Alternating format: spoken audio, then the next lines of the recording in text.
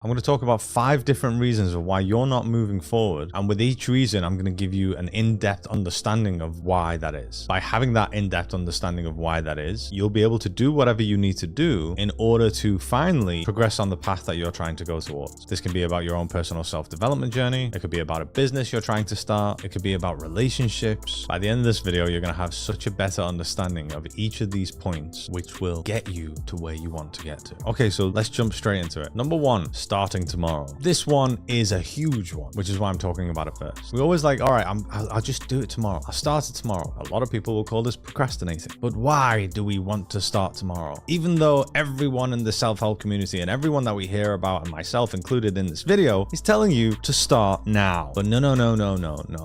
I'll start it tomorrow because it's not perfect. Because I need to do that thing. Because I have to get this type of camera. Let's talk about perfectionism. Every single behavior that we have is a learned behavior. These learned behaviors are based on the experiences we've had in our lives. If you grew up in an environment, in a society, in a social circle that didn't care what you produce and always supported you on everything that you did, no matter what the outcome, it would be easier for us just to produce. Just put things out there. The reason why we feel like we want to make it perfect is because the amount of times that we've created anything or done anything and been criticized for it. And that criticism can come in the way of someone saying to us, what are you doing? Like, what are you trying to do? You really think you can do that? If I have a new idea or I want to go down a new path, whatever that is, the criticism might be, well, you're not going to make any money from that. That's a bad idea. That's not a smart idea at all. Oh, it's really hard and everyone else is doing it. You're not going to succeed in that. The people in my life are not supporting my idea. And in order for my idea to work, it has to be perfect because the criticism is rejection. The criticism is what I don't like feeling, which is very, very normal and very okay. So whatever I produce has to be perfect to the degree that no one can criticize it. No one can say that, oh, well, why didn't you do that little bit thingy there? Why didn't you do that? Oh, that's not really good quality. So I need to make sure it's perfect before I release it, before I even move forward. Before I even start it, I need to make sure that I've got everything I need before I even start it. The reason we want something to be super perfect before we move forward with it is because once I do whatever I do, people will criticize it. I've always learned that criticism is unsafe. And if people criticize it, it means I'm not good at that thing that I'm trying to do, which means I'm not good enough to do it. So instead of putting myself in a position where I could feel like I'm not good enough to do it, I just won't do it unless it's absolutely perfect. But this is the really important thing that you really need to understand. It's completely okay if you're not amazing at the thing that you're trying to start to do or the thing that you're doing. To have an expectation that you need to be at the top level of what you're trying to do is the most unrealistic thing ever. There's not one person that is at the top of their game or that is really good at what they do that started at that level. Not one person, not one sports player, not one artist. Anyone you look at and look up to or aspire to be started at a lower level than you're seeing them now. But they started. If you go to my YouTube channel and check my first video and compare that to my latest video, you will see a huge difference in how I present myself, what my demeanor is like, even what the lighting is like and what the camera quality is like and what the microphone's like. And this leads me to number 2. Number 2 is listening to people that don't have what you want. Now that can mean a number of things. Maybe what you want is to be a coach. Maybe what you want is to be rich. Maybe what you want is an extremely healthy relationship. But everyone is very, very quick to give you advice on how to get what it is that you want that they don't have. Maybe you want to be an artist and make money from that. Maybe you want to start selling things online. We get caught in this trap of listening to people that don't have what we want. How can someone who doesn't have what you want tell you how to get there? They don't know. And I'm being deadly serious. If you want to learn how to swim and you're asking someone that doesn't know how to swim, they're not going to be able to teach you how to swim. The reason why we go towards listening to people that don't have what we want is because that's the part of ourselves that are trying to get validated externally from us. The people in my life that are telling me that this is a bad idea and I can't make it, I shouldn't be doing this, it's not the smart idea, will also be the ones that are telling me how to get to where I want to get to. And because I still have this this behavior of validating myself externally, maybe someone might give me some advice, and even though I don't really want to go down that path, I will. What's actually happening, the underlining element, is that we just don't want to say no to their advice because that might upset them. Start going towards saying no to people. Honestly, this is something that I struggled with as well. It was terrifying for me to say no to people. Really, really was. So it's not wrong. It's very normal based on the experiences you've had in your past. Any human being will react negatively towards being told no to what their advice is. Then that's their own stuff to deal with. Everyone has their own life, and everyone's path is entirely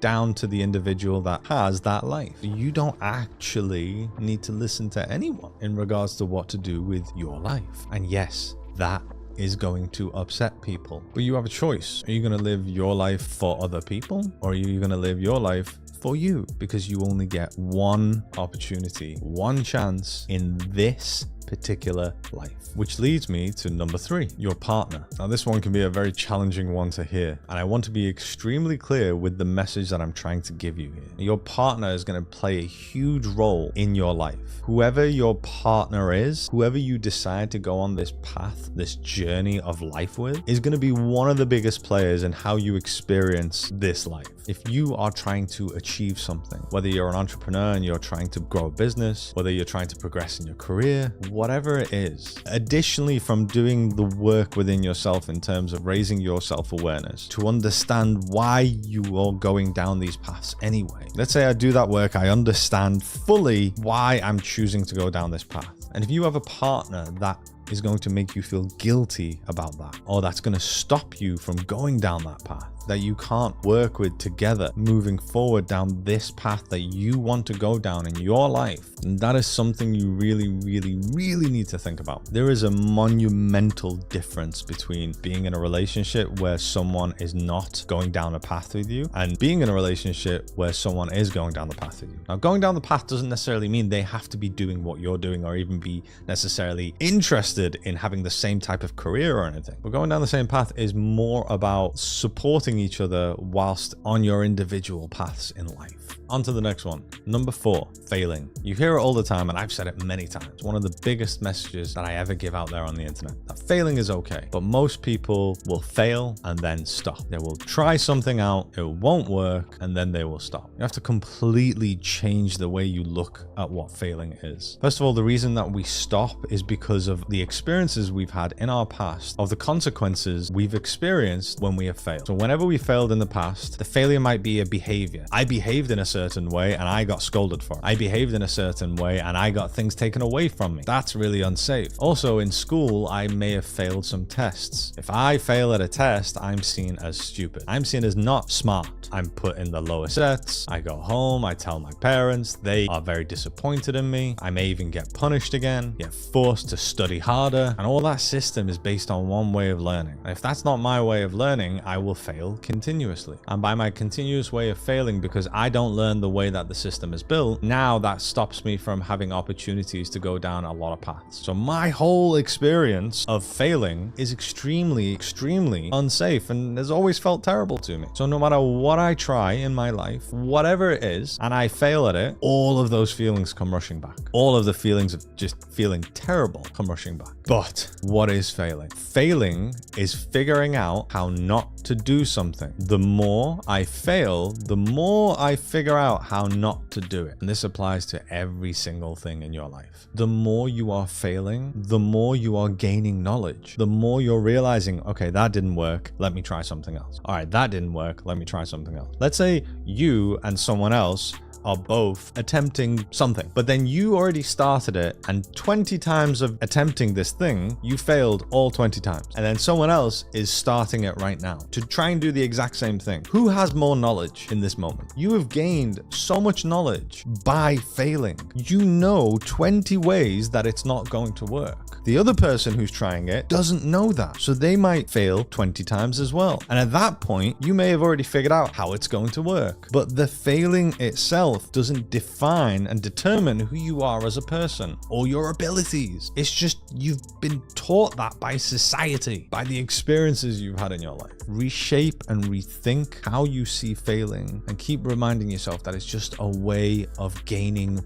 how things are not done. Which again leads me to the last point, number 5, needing specific outcomes. And this goes all the way from the perfectionism to not starting, listening to what people say, and probably not having the support I'm made to feel guilty for trying to do whatever I'm trying to do, and then failing at what I'm trying to do because me doing that needs to be a specific outcome. By me making my podcast episode perfect and putting that out there with the best microphones and the best camera and the best editing, that will make that episode go viral. And then when it doesn't, that doesn't sit well with me. It triggers all the parts of myself that knew that I wouldn't be able to do it, that I've always said I'm not good enough to be able to do this. But if that thing did go viral and it did have the outcome that I wanted, then I'm good enough. The difference between those two scenarios and how you feel, which causes you to either continue or stop, is your expectation, is you needing a specific outcome. Well, yeah, obviously, if the podcast episode I do goes viral, obviously that's going to make me feel better. And yes, but what I'm trying to show you, what I'm really trying to hone you in on here, is that how you feel is going to determine what you do. How you feel will determine if you're going to move forward and continue on with what you're doing or not. And we base how we feel on the outcome. And if I'm constantly basing how I feel on the outcome, it's going to stop me, because in reality we are all starting at a specific level and then we're growing to a more advanced level, whether that's my podcast, whether that's the business I'm growing, whether that's the relationship I have with someone. And look, hearing this and feeling frustrated and angry is because hearing this is going against what a part of you needs, which is taking us towards our pain. We define our success on the outcome of what we're trying to do. Every single person can define their own success. My success is very different to your success. A billionaire's success is completely different to someone who would be earning 100,000 a year. And they're both right. This part of you that is feeling frustrated hearing this has learned to place your value on the outcome of the success that you would have with what you're trying to achieve. Because if I achieve this, then the people that have told me that I'd never be able to do this and it's a bad idea, the rejection that I've had from people about who I want to be, who I authentically want to be, will all stop rejecting me. They will all stop seeing me in that way, and they'll all start seeing me in the way that I know that I am deep down. So the reason I want to here and now, quickly, instantly, the deep rooted reason, past the whole I've got to pay the bills, and yes, that is valid, I'm not trying to push that aside, I'm saying deeper from that, the reason is because what it will mean about me, it will mean that I'm valuable. It will mean that people will start seeing me and showing me that value. Finally, they'll be on board. They won't talk about me behind my back. They'll accept me. They'll think so highly of me. They'll be proud of me. That is a part of yourself that you can give all of that to yourself, which will help you not need to kill yourself and beat yourself down on this journey of trying to achieve what you're trying to achieve. Those were 5 reasons why you're not moving forward. Obviously, there are more reasons, but I just did 5 in this video. If you like this video, tell me in the comments if you want more reasons or more videos like this as well. If you want to build on your self-development as well, I'm constantly building online courses and tools to help you along understand yourself better, which will propel you down the journey you want to get to. I'll put a link in the description of all the online support that I offer from my website. I know that this is a super challenging journey, and how you feel is playing the biggest part of this journey. Just keep going and you will get there.